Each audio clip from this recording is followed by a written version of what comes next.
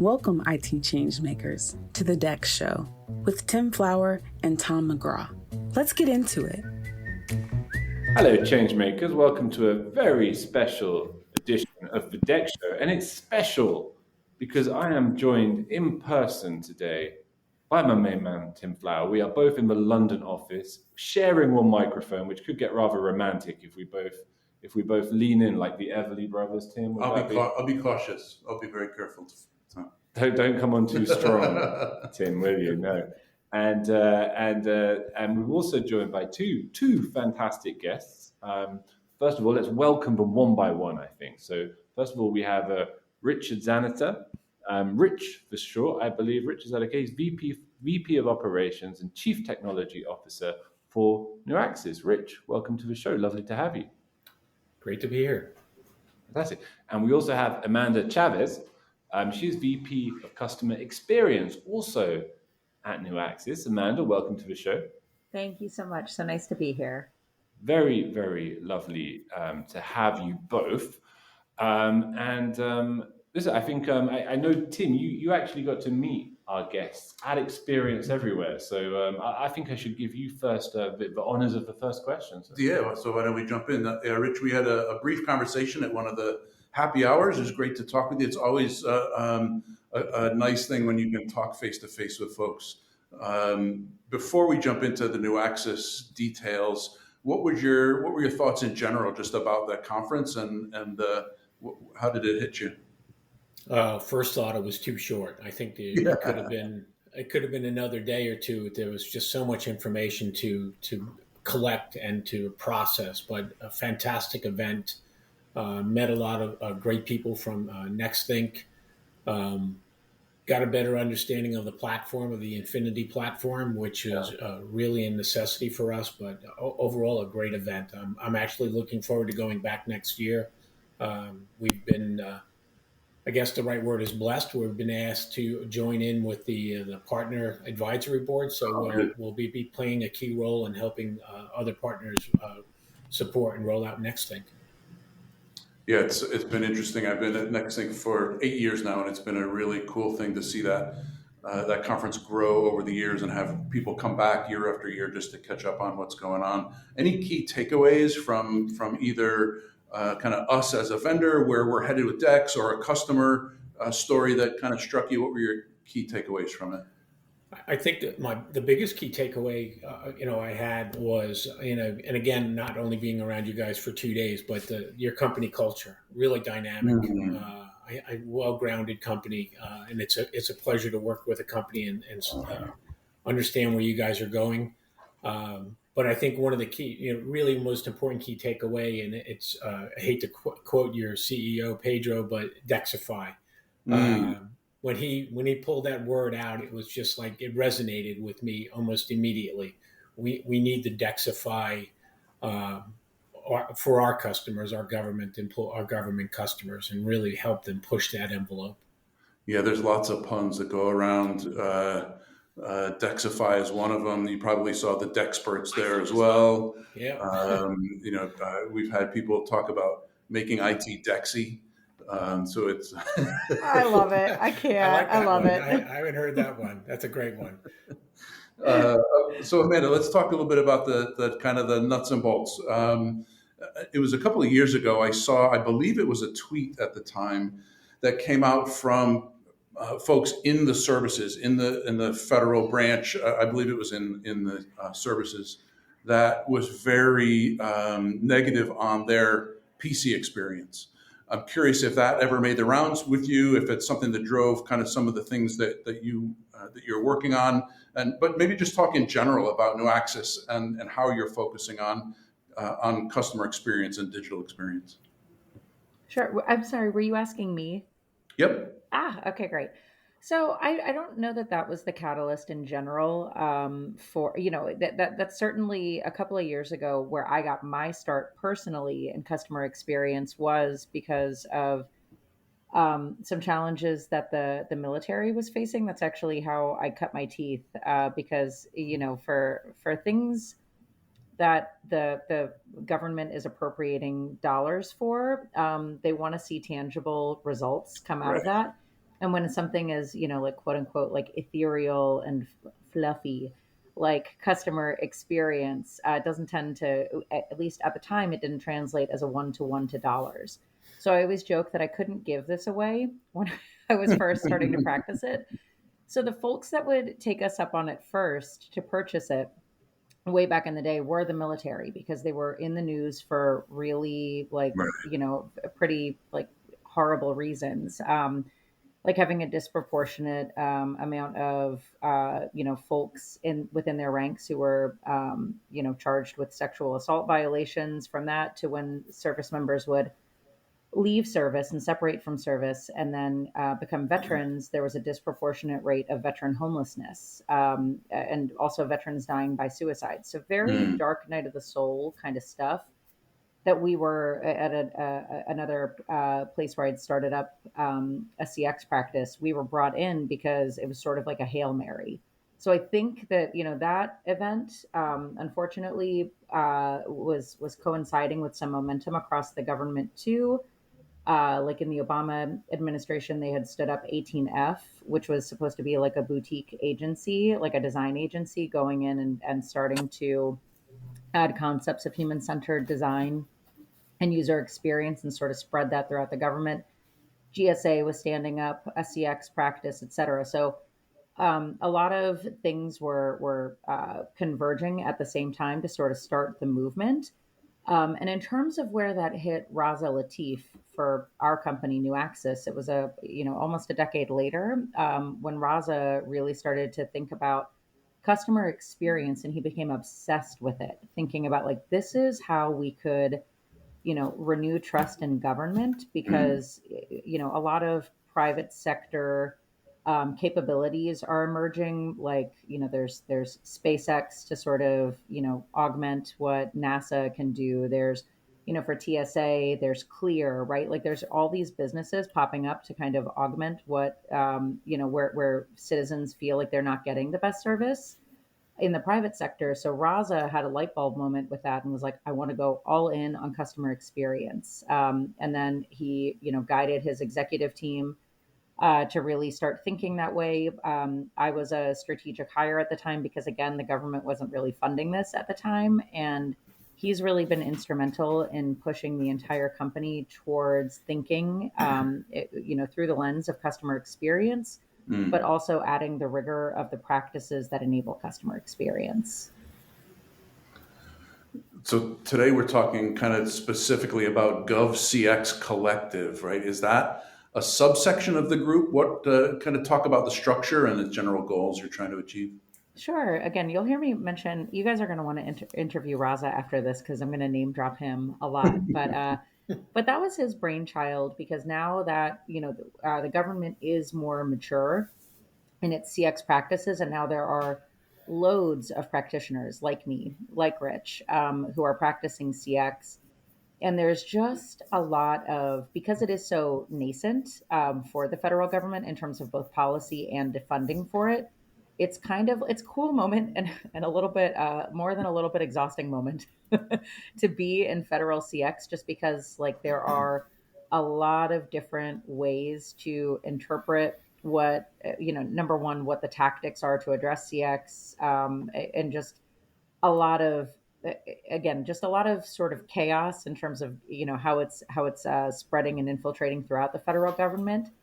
And so the GovCX Collective is a way to sort of bring together practitioners from both, what Rich and I do on the industry side in support of government, as well as the federal side. But we're also trying to bring in different voices too, from academia and private industry, to really address some of the tactical topics around how to operationalize customer experience in the federal government. So it's a community of practitioners from all of those different spaces to try to solve problems that are inherent to doing this work. And I'm pleased to have you both on the show again to talk again about something we've covered here before, which is human-centered design. We have done shows about it in the past, but first of all, for anyone who missed those, as a refresher, what are the key tenets of this concept, Rich? And more significantly, perhaps, how do you feel they dovetail and overlap with DEX and digital disruption more generally? So I'm not the expert. Amanda's definitely the expert on this, but I can give you my take because I have it from an IT view. So let's see what you do, Rich. Yeah, thank you. I'm the old guy. I'm regretting asking, Rich. I totally targeted the wrong respondent. Come on. No, it's perfect. No, it's fine. But I'm assimilated into the culture. Cool. So for us, it's human-centered design is all about two things. It's designing things right and designing the right thing. So making sure whatever you're putting together is meeting your customers' needs. It's not just, and more importantly, not done in a vacuum. Where traditionally IT services, when I cut my teeth in this industry back in the early 70s, you would create something and you would never speak to a customer. You would just throw some code in and give it to them. And tough, this is what you're going to get.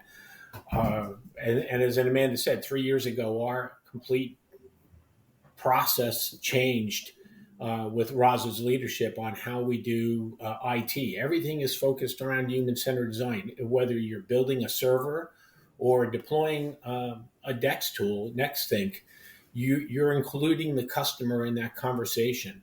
How is it going to impact their life? What's going to change? What are they going to see? What other interactions are they going to have?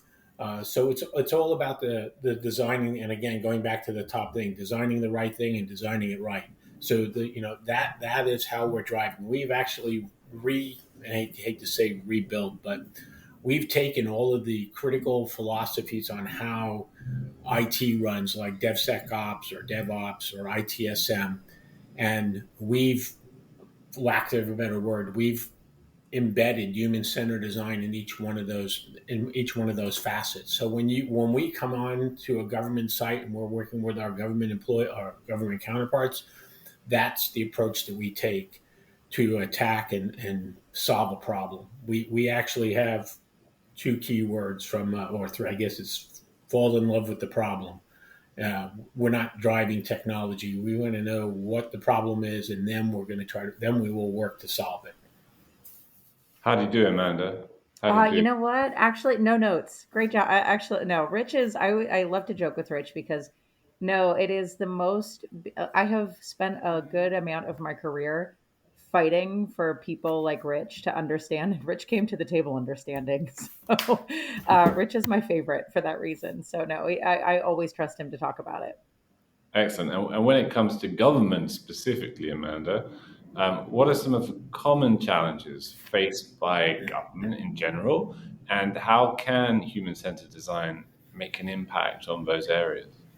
Absolutely. So, I mentioned previously, and this is not a small thing, it is the thing about the receding trust in government. If you talk to anybody right now who's, leading a practice in government, it's very, very top of mind for them, just because, I know that you guys are, physically located across the pond right now, but we love government here, Amanda. You love government?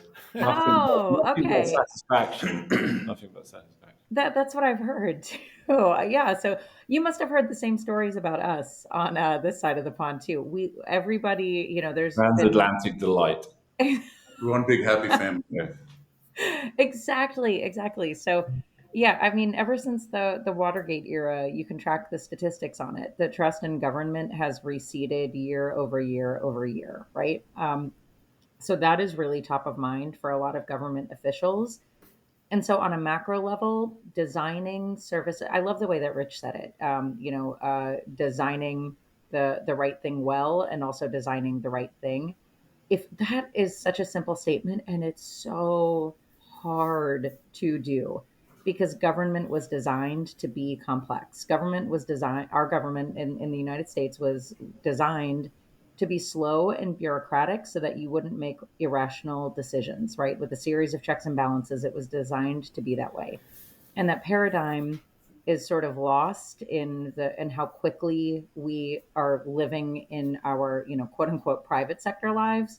It's been disrupted. The way that we think about experiencing a service has been disrupted by all of the things that we interact with on a daily basis, not the least of which, are handheld computers that, like I click a button and I have, if I needed it in like 30 minutes, I can have food delivered to me. And within a day, I can have like a product delivered to me.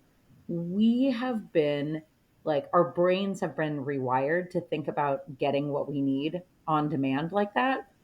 And the experiences that we have with government, by and large, are incongruent to the way that we are experiencing the rest of the world right now. So that additionally helps to recede the trust that we feel in government services. So, on a macro level, human-centered design and customer experience can help to shift that perception. And that's not like one woman's opinion. There's a lot of data and research to back that up. Like, look at the VA trust scores, since they've gone all in. Veterans Affairs has gone all in on customer experience. And like a couple of years ago, they had, trust scores in the basement, and now they're Rich, you tell me. I'll never get the statistic right. Is it in the high 70% now or low 80% of trust? I mean, it's a big difference. So if anybody from the VA is listening, please forgive me for botching the statistic, but it really does make a difference. So human-centered design makes an impact from that point of view. And then on the micro point of view, even if you're not, a lot of government contracts aren't funded to cover the whole enchilada of government service. And departments aren't run that way, right? Like, you're responsible for, maybe a couple of different touch points in a given department. Even if you're focusing on improving the customer experience in a micro way, like through, redesigning a website to have a better end-to-end experience, redesigning a given service within a government ecosystem to provide you with a better experience. Even those little things, again, it's not the big macro picture, but even those little adjustments and chipping away at the smaller things to have a bigger impact does make a difference as well. I love that observation that, we talk about the consumerization of IT and how that creates a lag with the professional sphere. Right. Then you add to that the thought of government. The immediacy of everyday life as against government. It's a very, very good point. And you mentioned the VA, and that's interesting as well, because even in the UK a few years ago, the VA had a kind of notoriety for the degree, for the quality of its service. It was something we even heard about over here, just what a mess it was. So I didn't obviously have the more positive update, but it makes a lot of sense. We haven't heard anything negative for a while. Any other examples of success stories of the rollout, maybe more specifically, your organization has achieved? Sure. So, we currently have a couple of really exciting projects that are in mid-flight now, but I'm telling you, again, going back to, I couldn't have given this away over a decade ago. It's so beautiful. Like, the people who are doing this work on the federal side are the definition of public servants. I'm not saying, listen, we're sold and funded on these. I'm not saying it for any other reason than that it's true.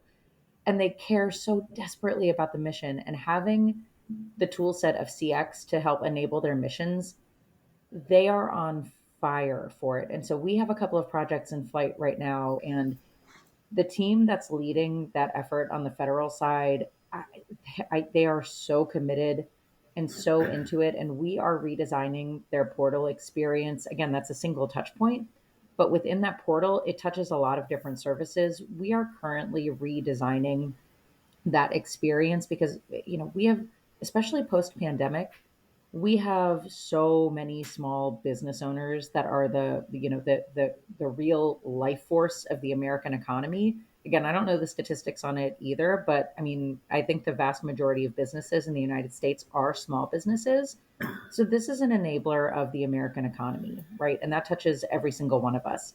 And so to redesign that experience to be frictionless and to really serve people who are providing, that fuel to the American economy, it's really incredible and gratifying. And again, that project's in mid-flight, but I think we're doing some really, really cool stuff with that. So again, I don't have any statistics to tell you about it because it is in progress, but let's talk in a year because I think you'll have some incredible results from that. So, Rich, one of the things that we counsel our customers on that they struggle with is once they get that product installed and they get visibility, they see so much that they could go tackle that they get swamped in trying to tackle it all at the same time. And I'm curious, in the environments that you're working in, they seem to be, for lack of a better phrase, a target-rich environment. How do you tackle that? How do you prioritize and tackle the things that really do matter and get those done first? Well, that's something that we do today without the tool. So, and then I think from at least my perspective, what applying DEX and applying NextThink in an environment is going to do for us, it's one you already mentioned. It's going to give that visibility, but it's going to give a more of a credence to the management team to see what's going on inside those in their particular environments, and really allow prioritization of the critical things that are going on. How we're spending money on machines and systems because we're not doing it really well. What has the greatest impact? And that's one of the things I love the most about NextThink is, and when that dashboard comes up and it pops up right on the screen, it says, you have X amount of people who are having this exact same problem. Service desks and help desks today don't have that visibility. They don't have the ability to reach out to their customers holistically, whether through a campaign. And another beautiful part, the designers of NextThink on how that was orchestrated. You see that pop up on your screen, it goes away, or you interact with it, because nobody looks at email anymore. I mean, no. You only look at email that's really important to you. So that thing's it pops up and say, hey, we're seeing a problem on your system. So now the technicians, and it's going to shift. What we used to have, we still have shift left. We want to move as much as possible down to the customer. And you guys are doing that with your product line. But what we're doing also is moving away from tier one agents. And we've had this conversation here at NuAxis for probably a couple of years. Tier one agents are going to go away, and we're going to really empower tier two or level 2, level 3 agents to do more. And that's exactly what NextThink is going to allow people to do. Main milestones for me is, giving organizations really visibility into what they're doing, how they're spending money on their systems, what problems their customers are having. And today in particular, because we have a really diverse workforce that is, across the United States for NuAxis. And then we have our government employees who, thanks to the pandemic, have really embraced remote telework, and they're doing it really well, but they still encounter the problems on a day-to-day basis with Wi-Fi and all the other things that you have. So we can give them greater visibility into what's going on in their environment to help them be more successful, be more productive at home. That's my main priority for this year. And we've actually set that last week on Thursday. We had our strategy meeting for the year. Is we've picked 2 very, very large government agencies that we're going to go and DEXify. So we won't announce them right now because we're still working through that. But we're going after the big fish, and we're going to help them lock and load on getting visibility and observability into their environment. Very cool. And Amanda, software can often fall into the "what have you done for me lately" kind of category. What you can do today is great, but we need you to do X, Y, Z, or what's coming down the road. What have you seen in terms of innovations, either specifically to DEX and digital employee experience, or in general, that might enhance that the experience of a government customer? Especially, AI is everywhere right now. I'm curious what you're seeing that really stands out that's going to help down the road. In terms of what I'm seeing for innovation that's going to help down the road, I do really think you hit it right there. It's funny that how CX in the federal landscape has evolved over time, and as different government agencies add this to their strategic planning, there is funding for it, and it's interesting to see the evolution. It's like how my friend Rich talks about the evolution of technology, right? Crawl, walk, run. Mm-hmm. I lived through the crawl phase. It was like a decade long, and now I think we're starting to walk. But as we get to running, they are real. I'm starting to see this in the conversation a lot more about adding AI to the services that we're designing. Just because, again, back to that private sector analogy, right? We're so used to it. We're so used to the algorithms in our lives helping Mm, to predict and make things seamless, and also be really creepy yeah. too. Like, I mean, there's a yin and a yang to everything, but by and large, that's a part of how we function on a daily basis. And so I think government is really starting to put an emphasis on AI, period. But I'm starting to see a lot more of that chatter in the CX space about adding AI and machine learning to how we enable services to like continuously improve them and to put them on par with the private sector experiences that we're Right. having. Cool. Well, Rich, Amanda, it's that time of year again, the end of the year, which means many things, but not least that here on the DEX Show we like to pester all of our guests for a month or so for their New Year predictions. It doesn't have to be too elaborate. We've never yet circled back in to test the veracity of your crystal ball. So you can say pretty much what you like, but we are interested to hear them. So let's start with you, Amanda. What would be your 2024 prediction? The 2024 prediction, and I'm not saying this just because you guys are hosting the podcast, but I do really think that like having DEX tools is probably next, because it hasn't really, again, en masse hasn't entered into the conversation. Right. But again, the elements that we're talking about here, right? Like, the technology, as you said, like, what can you do for me lately? Plus everybody starting to really think forward towards AI. There's a lot of tools out there right now to examine and measure the customer experience, which and to also provide recommendations about what you should do to improve it, and that's all super important. But having the capacity to like do self healing on the back end, on the IT infrastructure, and adding like a robust suite of tools to help enable that, so that the on the employee experience, that you're really just able to do your job. I think that that's where people are going to start focusing next in the federal space, just because a lot of again, that early nascent part of CX, like getting the UX right, like putting in service design for the end-to-end experience, that stuff is really known right now. I think this is next. Rich, I was sure she was going to go for the aliens landing.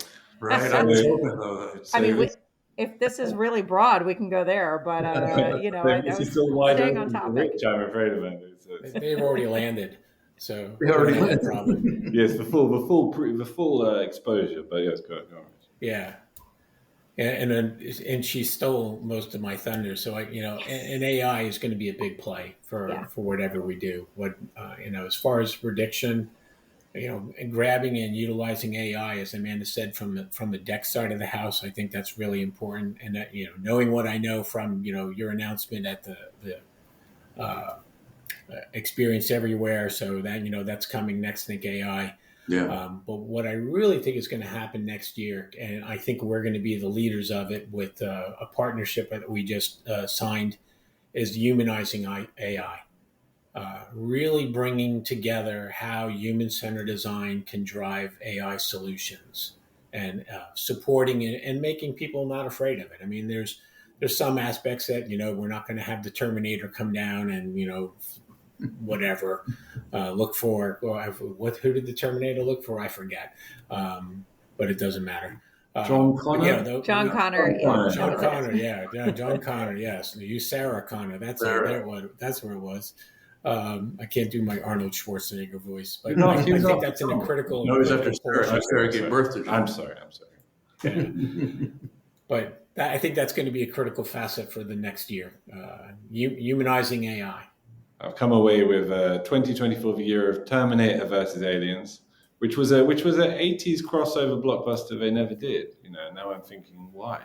But it's an absolute pleasure to have you both on. And mentioning that symbiosis of AI and DEX, and indeed you specifically alluded to our CEO and CTO, Pedro and Sam's brilliant keynote in Boston and London and Paris and in Munich. I will include a link in the show notes for anyone who didn't get a chance to see that and who was interested in the way AI is starting to infuse DEX capabilities. Really, really something to check out. But a last word from you both. iReview, NuAxis, how can people get in contact? What would you like people to do to follow you, to know more? So you can always go to our website and subscribe to the GovCX Collective. We'll keep you apprised of our events there. You should definitely follow us on LinkedIn. We're very active on LinkedIn. You should follow Rich. Rich is prolific in publishing his thoughts about all of the things that we've touched today. You should also follow Raza Latif because that will make him feel good. And Rich and I will both get raises and be allowed to retire if we can increase Raza Latif's presence on LinkedIn. We'll do our part. Yes. Thank you, guys. Very You're doing happy. God's work here. Thank you. Brilliant. Absolute pleasure to have you both. Had a lot of fun talking to you both today, and I hope to see you again. Likewise. Thank you so much. Thank you, Tom. Thank you, Tim. You bet. To make sure that you never miss an episode, subscribe to the show in Apple Podcasts, Spotify, or your favorite podcast player. And if you're listening on Apple Podcasts, make sure to leave a rating of the show. Just tap the number of stars you think the podcast deserves. If you'd like to learn more about how NextThink can help you improve your digital employee experience, head over to nextthink.com. Thank you so much for listening. Until next time.